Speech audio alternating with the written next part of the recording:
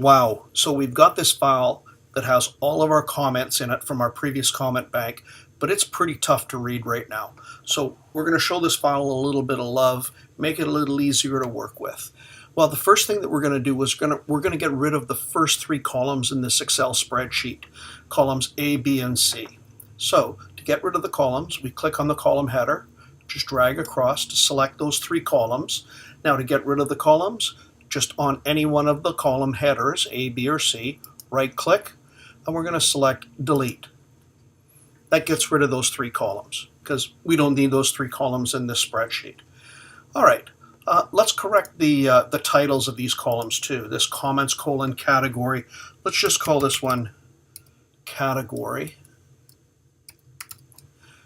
And I'm going to just call this one comment. Okay. Now, I guess what we can do next is I'm going to select this entire column by clicking on the column header, and I want to center that category. So I'm going to click the center text button in my toolbar. You might have to click it twice to get everything to center. Okay, that looks good.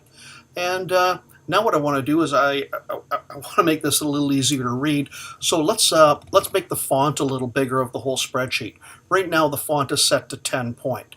Well, to select the entire spreadsheet, what we do is we click on this little tiny icon here in the corner of the spreadsheet, that top left corner. When I click it, it selects the entire spreadsheet. All right, well, now what we can do is let's make that, well, you can go 12 or 14 point as you wish. I'm going to set it to 12 point. Now, it's still pretty tough to read because the rows are so jammed together. So while the entire spreadsheet is still selected, I'm just going to put my cursor right in between. You'll notice that when I hit that dividing line or I hit that row line, my cursor changes sort of that up and down arrow. Well, what I can do now is just click and drag it down just a bit, just to make the rows themselves a little higher. You'll notice that everything in those rows now is all aligned to the top of the cell.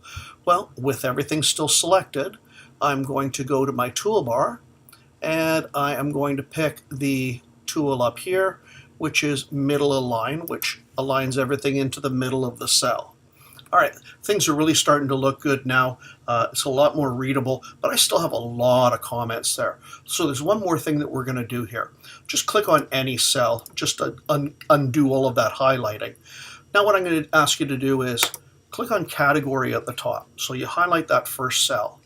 Now what I'm going to do is I'm going to come over here to my filter tool, and I'm going to select filter. Now what that allows me to do is it allows me to filter the data in this spreadsheet. Now this particular spreadsheet here has got a total of, if I scroll down, 132 or 131 comments. So that's a lot of comments to work through. And you don't need to be seeing all of the comments at the same time.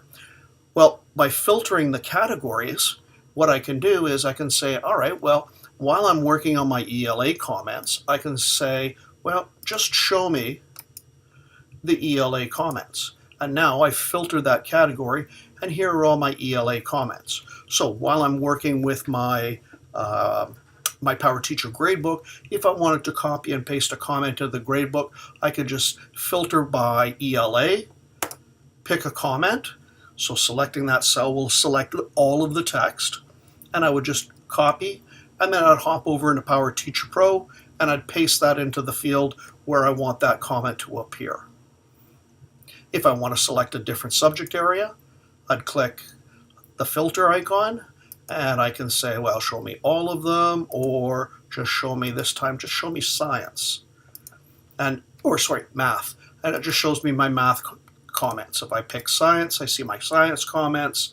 You can say, oh, show me math and science, and it'll combine them all. So it's just a way to manage those 130 comments a little easier and only see what you want to see while you're working with your report cards. All right, I hope that helps.